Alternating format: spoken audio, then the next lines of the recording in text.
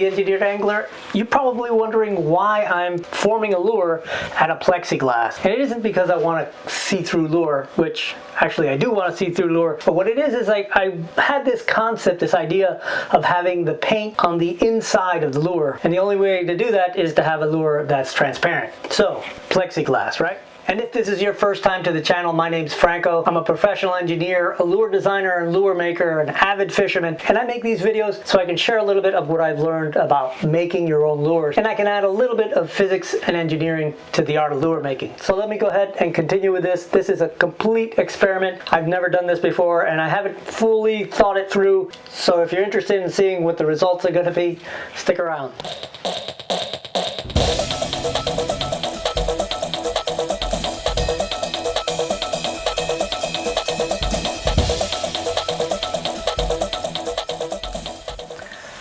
So the general idea is to have layers of paint through the different layers of lexan. So all the details on the fish will have layers and have some depth to them. One of the things that I wasn't sure about is whether I should completely shape the lure, narrow it down at the tail and at the nose, and then round the corners before I pull it back apart and start putting paint in and then glue it back together. But now that I hear myself say it out loud, I think that's the best way to go. Let's start shaping. All right, I'm gonna taper this thing both front and back. Let's take this off.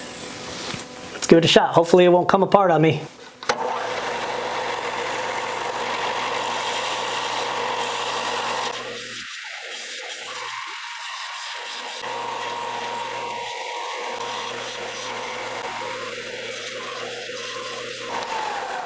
Still needs a lot more, but I really think now that I'm going to stop right here and then get the paint in, get it all glued together, and then refine the shape a little more when it's fully glued together. Right now, I'm feeling like it's going to come apart on me. All right, I'm glad I stopped when I did because it was definitely coming apart. But the little bit of shaping I did is going to help me put it all back together so I know what piece is what. So let's get started. I'm going to clean this up, get the little bit of glue that's on there off, and then we'll start painting. And with this, you kind of paint from the inside out, so we'll start with the two inside pieces first. All right, so I put a little bit of tape with a little bit of an arc in it in hopes that I'll always have a completely clear piece of plastic right along the belly. Now I just got to keep track of what's inside and what's outside. And so I'm going to start off with some transparent green on both of them, and then we'll go to the outside and do some scales.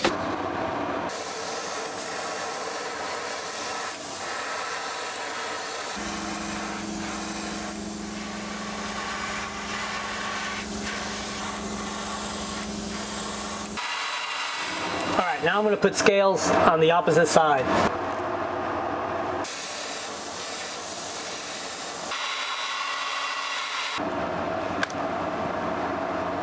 Alright, that looks pretty cool. I'm not sure that's going to show up on the camera. Sorry about the background noise, but I've got the air conditioning going.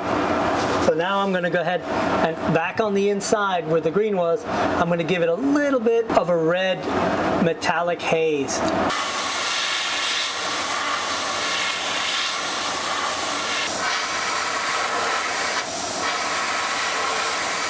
So that's the inside surface with the green on it and a little bit of pink, or red actually. And then here's the outside surface. I'm not sure if you can see the little scales. All right, so I think what I'm going to do now is just glue these two pieces together and we'll move on to the outside pieces. All right, so this is going to be a little tricky. My plan is to put some UV resin in this and then put them together, squeeze it, and put it under the light. Hopefully I get it nicely aligned. Now you're probably wondering, is this thing gonna be strong enough just glued together here between paint layers? And I can tell you absolutely I don't know. We'll have to see. Hopefully it will. This is entirely an experiment. Turn the light on, and when I feel I've got it pretty well aligned, I'll put it under here, and it should just take a few seconds for it to get pretty rigid. All right, it's glued together. You can see this, the paint scheme is coming along. All right, so the next thing I want to do is include a little bit of line art in this thing. I want to sort of just draw out the gill plates, sort of the facial features. I'm going to start off on the outside of the lure with some wet erase markers, and then I'll transfer it on the inside with some permanent marker. Let's see how this works. First, I'm going to put the eye in, and then kind of a mouth part going into gill, and then a secondary gill. And what I'll do is I'll transfer it over to the outside of the other one.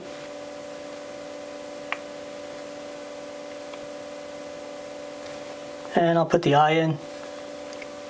I've got the two outsides, and I'll take a permanent marker and trace on the inside. So these marks should be much less intense. Let's wipe off the dark stuff. So that looks pretty cool. Hopefully the other one looks as good. All right, not too bad. And they look pretty close together there. That's kind of cool. All right, so what I've done, I put a dot with that wet erase marker on the outside of these guys, and that's where I'm going to put a strike eye. So the only thing on the inside here I'm going to paint is I'm going to put a little bit of a black halo around the eye, and then a black dot right where those two dots are.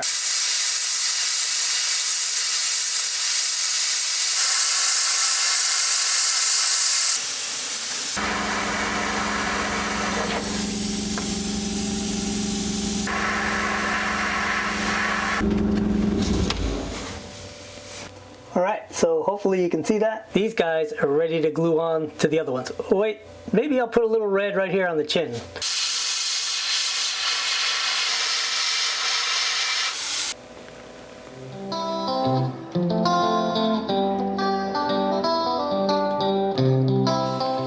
Alright, so when they come together, they really do form really cool layers of paint. Now, I just gotta glue these things together. All right, so try to glue it without getting a bunch of fingerprints on it.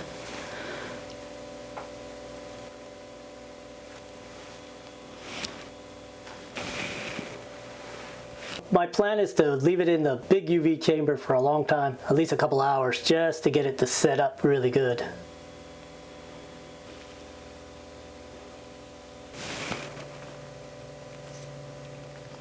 All right, that's looking pretty cool.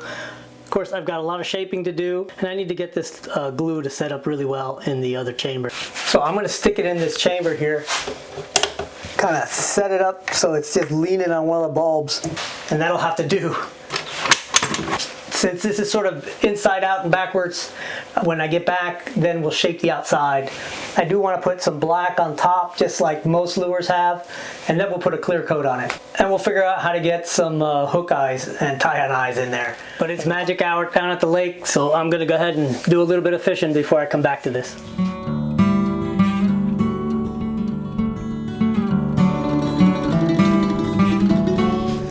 It's the next day, and we're just days away from a hurricane. The bass have lockjaw. They don't seem to want to bite on anything. Pretty happy with the way this thing is coming out. I mean, you can actually see through it pretty well.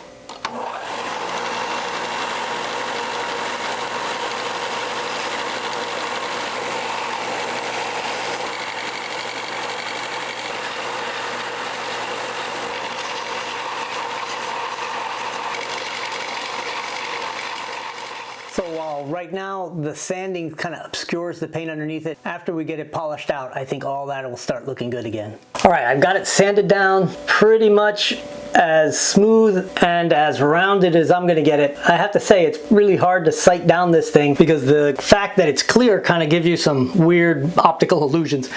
So I'm gonna go ahead and make up these twist eyes.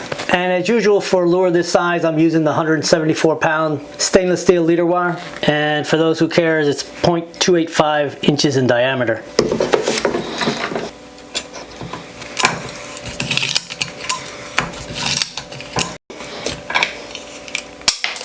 And now that I got the first one made, I can mic this thing and make sure I get the right size hole drilled in it. I'm going to get started with a tiny little bit. All right, let's drill the tail eye.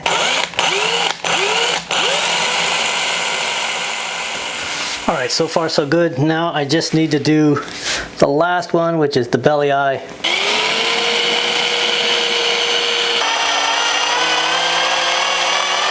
All right, you can see them going in there. I'm hoping that when I put the UV resin in there to glue it, that will be less white and all you'll see is the wire. Without a vent, this UV resin really doesn't go all the way in, so I have to use the twist eye like a little helical pump.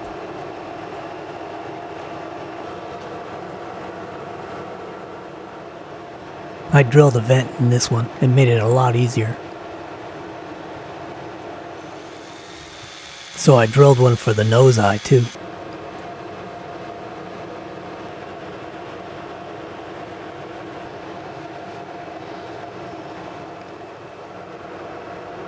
Alright, it's painting time, and I've got it masked off because I just want to get a decent coat of white on the belly, and then I'll take off the masking and I'll do a little bit of a black on top. And I'm going to go with this metallic white.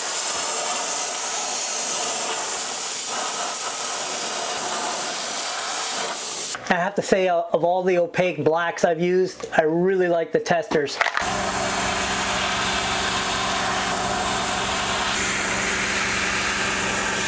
I'm going to give it my usual mid coat of polyacrylic and then give it a clear coat. Oh, I almost forgot I need to put eyes on this thing.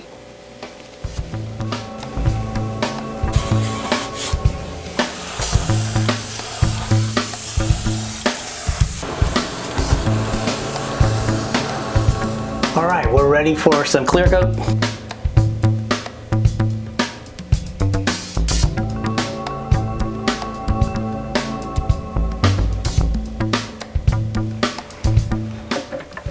Alright, I'm going to let this thing rotate in here for a little while before I turn the lights on, and I'm going to clean up this mess, and hopefully we'll have some daylight to do some underwater shots before the end of the day, because that hurricane's on its way and I'm not sure how much sunlight we're going to have for the rest of the week, so this afternoon might be our only chance. Alright guys, well, the paint job's done. Pretty happy with the way all the paint details sort of look deeply embedded in the body, which I guess they are. The bad news is that that hurricane is heading straight for us. Luckily, we're far enough inland that by the time it gets here, it should be a tropical storm or just a really weak category 1. But that still means winds, you know, gusting up to 60 miles an hour. So I've got to prep this property. And the worst of it is the center of the storm is going to pass right over where my little sailboat is. So I need to go over there and throw some more dock lines on and see what else I can do. My plan was to go ahead and go to the big lake and get some underwater shots on this thing, but that's not going to happen. Luckily, yesterday, right around sundown, I got this thing out of the chamber and I went down to the dock and took a bunch of photographs. So I'm going to have to leave you with a slideshow of the lure, and I owe you some underwater shots. I'll see everybody next Friday.